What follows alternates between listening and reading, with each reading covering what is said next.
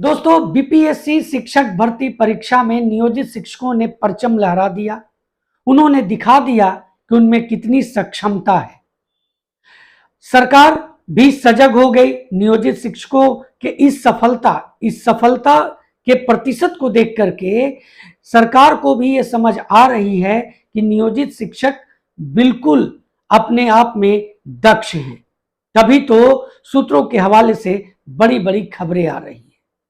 दोस्तों, मात्र 63,000 नियोजित शिक्षकों ने इस परीक्षा में सम्मिलित होने का निर्णय लिया और जो उनका प्रतिशत रहा सफलता का, अगर सभी नियोजित शिक्षक इस परीक्षा में सम्मिलित हो जाते तो आप अंदाजा लगा सकते हैं कि स्थिति क्या होती।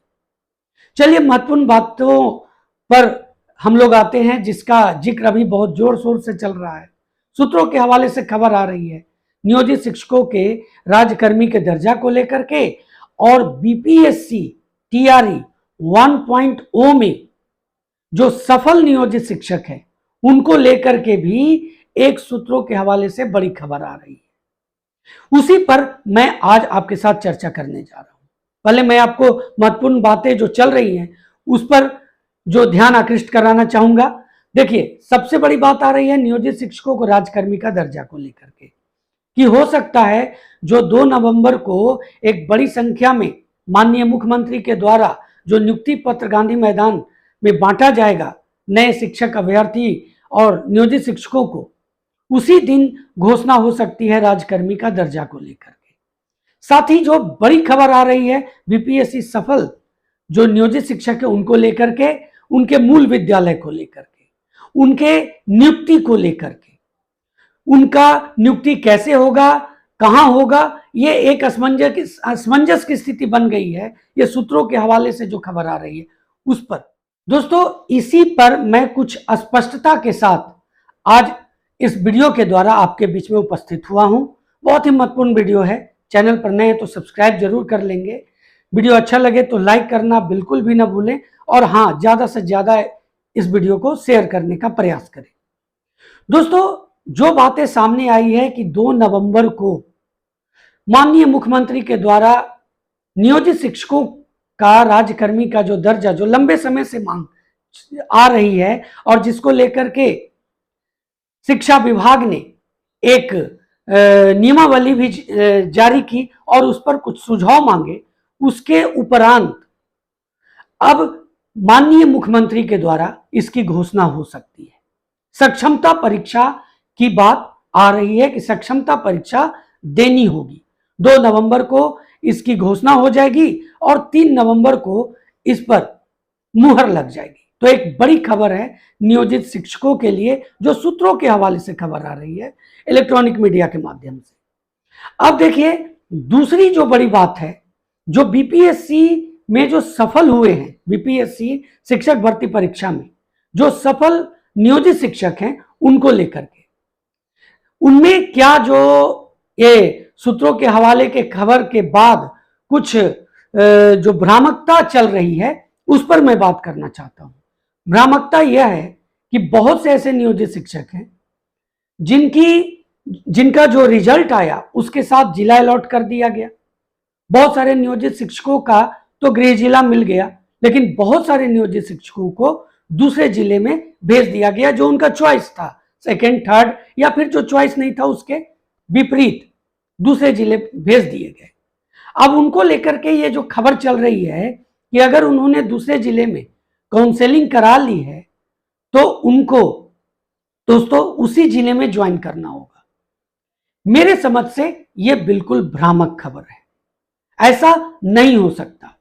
देखिए, अगर नियोजित शिक्षक जो सफल हुए हैं, अगर उनको दूसरा जिला दे दिया गया और उन्होंने जाकर के वहां काउंसलिंग कराई, अगर उन्होंने काउंसलिंग नहीं कराई होती तो आज जो स्पष्टीकरण की स्थिति जो उत्पन्न हुई है बीपीएससी के द्वारा उन सभी शिक्षक अभ्यर्थियों के पास भेजा जा रहा है, उनके लिए जारी किया गया है जिन्होंने काउंसलिंग नहीं कराई है, तो ये चीजें नियोजित शिक्षकों पर भी लागू हो जाती।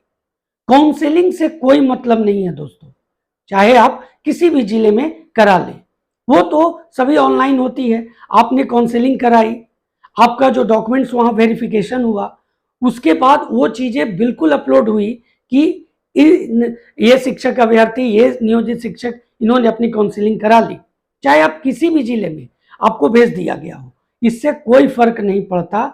उन्हें मूल विद्यालय में ही उन्मुखीकरण कार्यक्रम के तहत उनका पदस्थापन किया गया। वो अपने सभी, अगर दूसरे जिले के भी हैं तो उनको अपने मूल विद्यालय में ही आकर के उन्मुखीकरण कार्यक्रम के तहत उनको ज्वाइन करना था। वो सभी अपने अपने मूल विद्यालय में हैं। तो ये कह देना कि उनकी ज्वाइनिंग उसी जिले में होगी, सूत्रों के हवाले से खबर है, उनको करना ही होगा, ये बिल्कुल गलत बात है। अगर एज ए नियोजित टीचर वो रहना चाहते हैं, जो सूत्रों के हवाले से खबर आ रही है, और उनको उसी पर राजकर्मी का दर्जा दे दिया जाएगा, उनसे सक्षमता परीक्षा नहीं ली जाएगी, तो ये सभी पर लागू होगा। मैं एक बात और क्लियर करना चाहता हूं, उन पर लागू होगा जो सेम स्ट्रीम में आएंगे।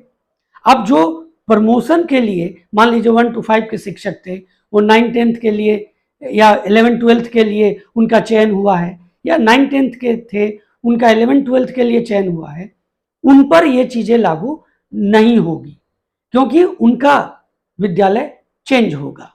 इसलिए उन पर तो ये चीजें लागू नहीं होगी, इसमें दो राय नहीं है। तो यहीं पर थोड़ी सी समझने की जरूरत है कि ये किन पर लागू होगा, किन पर लागू नहीं होगा। लेकिन जो सेम स्ट्रीम में है, अगर उन्हें दूसरे जिला भी दे दिया गया है, तो उनको किसी भी असमंजस की स्थिति में नहीं रहनी चाहिए, उन्हें कोई भी डर नहीं होनी चाहिए। वो अगर एज ए नियोजित टीचर ही रहना चाहते हैं और उनको राजकर्मी का दर्जा उसी आधार पर चाहिए, तो अपने मूल विद्यालय में ही रहेंगे, चाहे उन्हें कोई भी जिला अलॉट कर दिया गया हो। तो ये एक भ्रामक खबर है, और जो भी चीजें मैं आपके बीच में रख रहा हूं, पहले भी मैंने आपको बताया है, वो मेरी खुद की व्यक्तिगत राय है।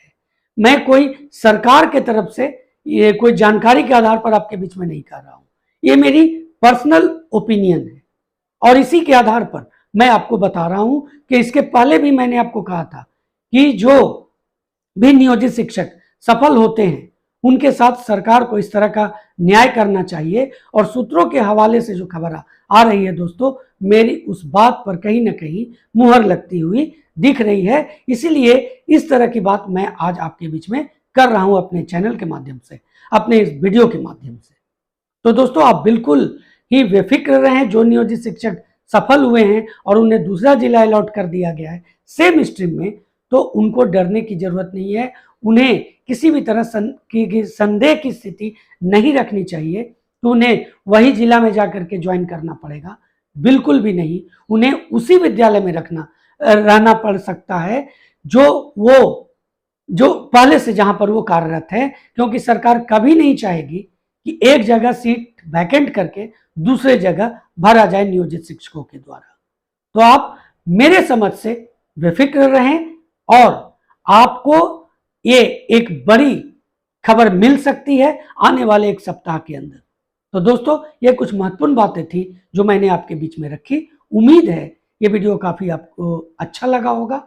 अगर अच्छा लगा होगा तो लाइक करना बिल्कुल भी ना भूलें।